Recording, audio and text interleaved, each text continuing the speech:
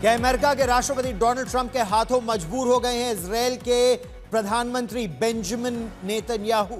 यह सवाल इस वजह से उठ रहा है क्योंकि हमास के साथ सीजफायर के बाद तुर्की के सैनिकों को गाजा में शांति सेना के तौर पर तैनात करने की इस समय बातचीत चल रही है।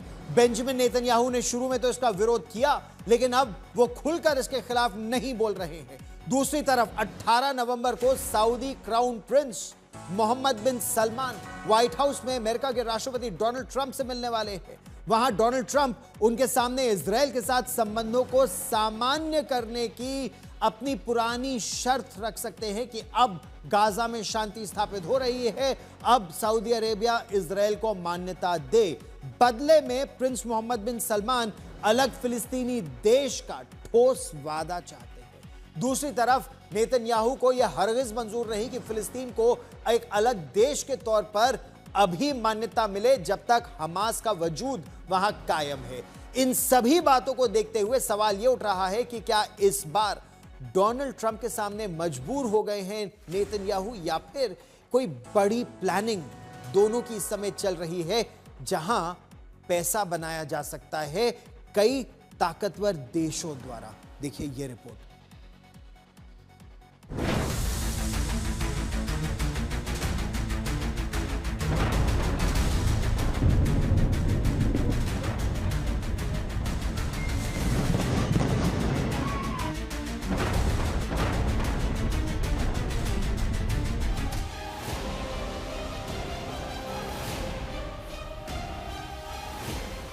ऐसा दिख रहा है कि अमेरिकी राष्ट्रपति डोनाल्ड ट्रंप ने बेंजामिन नेतन्याहू के हाथ बांध दिए हैं। हमास के साथ गाजा में इजरायल का शांति समझौता किसी हाल में न टूटे, इसे पक्का करने के लिए ट्रंप ने अपने डिप्टी यानी जेडी वैंस को तो इजरायल भेजा ही, इजरायल में एक सिविल मिलिट्री कोऑर्डिनेशन सेंटर यानी सीएमसीसी बना दिया है, जहां बैठकर अमेरिकी सैनिक हमास इजरायल सीजफायर की मॉनिटरिंग कर रहे हैं। 21 अक्टूबर की यह तस्वीर इसकी गवाह है, जिसमें ट्रंप के विशेष दूत स्टीव विटकॉफ, ट्रंप के दामाद जेरेड कुशनर, सेंट्रल कमांड के कमांडर एडमिरल ब्रैड कूपर मौजूद हैं और जेडी वैंस तेल अवीव में प्रेस कॉन्फ्रेंस कर रहे हैं। नेतन्याहू पर इतना दबाव है कि उन्हें शांति सेना के हिस्से के तौर पर तुर्की की सेना को स्वीकार करने के लिए मजबूर किया जा रहा है, यानी एर्दोगन की सेना, जिसका इतिहास हमास की मदद करने का रहा है। मतलब साफ है कि नेतन्याहू को एर्दोगन की सेना को अपनी जमीन पर स्वीकार करना होगा, और इसी बात को लेकर इजरायल में विपक्ष के नेता यायर लापिड उन्हें भरी नेसेट यानी इजरायली संसद में घेर रहे हैं। नेतन्याहू लगातार सिर हिलाते रहे, लेकिन खुले तौर पर उन्होंने कुछ नहीं कहा। सोशल मीडिया पर उनके हवाले से कहा जा रहा है कि वो तुर्की की सेना को गाजा पीस प्लान का हिस्सा बनने नहीं देंगे, लेकिन अमेरिका एर्दोगन को साथ लेकर चलने पर अड़ा हुआ है। कुछ दिन पहले ही मिस्र के शर्म अल शेख में इजरायल हमास युद्ध विराम पर हस्ताक्षर हुए थे। नेतन्याहू चाहते थे कि वो भी ट्रंप के साथ इस सम्मेलन में शामिल हों, लेकिन तुर्की के राष्ट्रपति एर्दोगन ने कहा कि अगर नेतन्याहू आते हैं तो वो इसमें शामिल नहीं होंगे। उन्होंने अपने विमान को तब तक मिस्र में उतरने नहीं दिया जब तक कि उन्हें ये नहीं बता दिया गया कि नेतन्याहू शामिल नहीं होंगे। यानी ट्रंप के लिए नेतन्याहू से ज्यादा अहम अब एर्दोगन हो गए हैं। सिर्फ एर्दोगन ही नहीं, ट्रंप सऊदी प्रिंस मोहम्मद बिन सलमान को भी तवज्जो दे रहे हैं। खबर है कि सऊदी अरब के क्राउन प्रिंस अगले महीने यानी 18 नवंबर को व्हाइट हाउस आने वाले हैं। ट्रंप चाहते हैं कि इजरायल सऊदी रिश्ता सामान्य हो जाए। सऊदी अरब लंबे समय से कहता आ रहा है कि ये तभी होगा जब इजरायल देश के तौर पर फिलिस्तीन के बनने का रास्ता साफ कर दे। ये ऐसी मांग है जिसका नेतन्याहू पुरजोर विरोध करते हैं, लेकिन ट्रंप ने नेतन्याहू पर जबरदस्त दबाव बना रखा है। ट्रंप चाहते हैं कि मध्य पूर्व में शांति हो और गाजा में उनके दामाद और स्टीव विटकॉफ जैसे उनके दोस्त अरब देशों के निवेशकों के साथ मिलकर रियल एस्टेट के काम से अरबों खरबों की कमाई करें। आज तक ब्यूरो।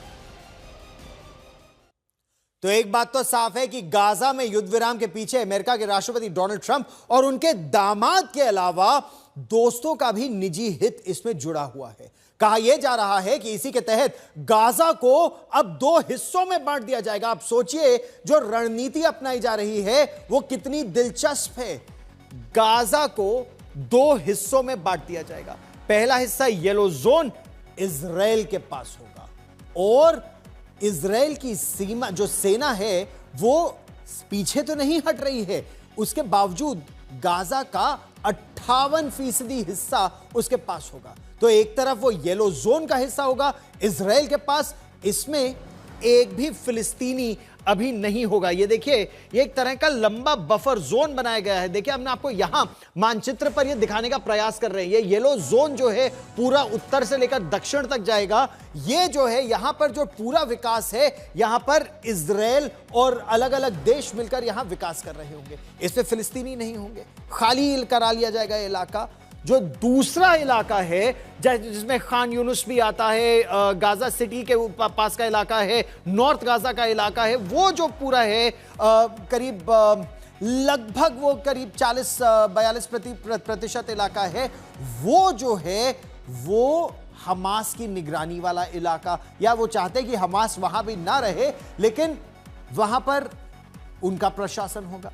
ट्रंप के दामाद जैरेड कुशनर जो हैं वो एक निवेशक हैं, फाइनेंशियल इन्वेस्टर, वो भी पैसा लगाएंगे, लेकिन उनके साथ साथ कई अरब देश भी पैसा लगाएंगे। दूसरी तरफ देखिए, ये जो पैसा लगेगा ना, हमास का जो नियंत्रण वाला इलाका है, बिल्डिंग मटेरियल के लिए वो इलाका तरस जाएगा। तो आखिर में गाजा के लोगों को फैसला करना होगा कि उनका भविष्य येलो जोन में है या उनका भविष्य गरीबी में है, बर्बरता का जीवन वो जीना चाहते हैं और बेहतर जिंदगी में उनके लिए बगावत नहीं होगी। वो हमास के खिलाफ बगावत करके इस इलाके में आ सकते हैं।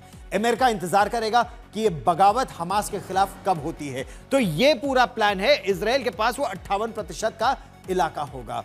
तो ये पूरा इस समय का प्लान है। गाजा के साथ साथ डोनाल्ड ट्रंप के 20 सूत्री सीज फायर में जो सबसे बड़ी शर्त है वो हमास का हथियारों के साथ आत्मसमर्पण है। यानी हमास को हथियार छोड़ना होगा, तभी उसे माफी मिलेगी और उसे सुरक्षित किसी भी देश में जाने का रास्ता मिल जाएगा हथियार छोड़ने के बाद।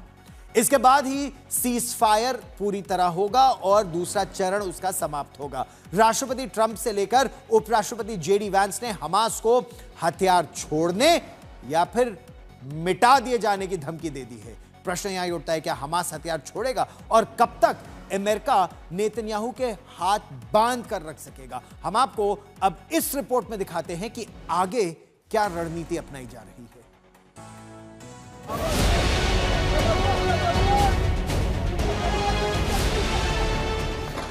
गाजा सीजफायर डील का अगला चरण सबसे मुश्किल है।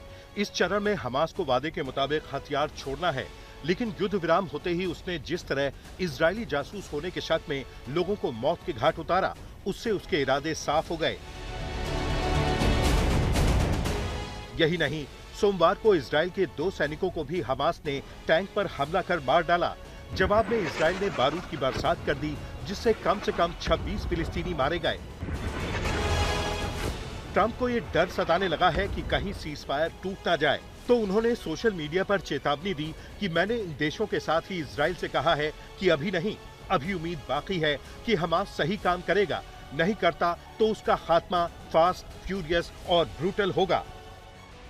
इजरायल ने हमास की ओर से सीजफायर तोड़ने का आरोप लगाया और मदद के लिए आने वाले ट्रकों को रोक दिया था, लेकिन ट्रंप के इशारे के बाद ट्रकों को फिर से गाजा में आने की इजाजत दे दी गई।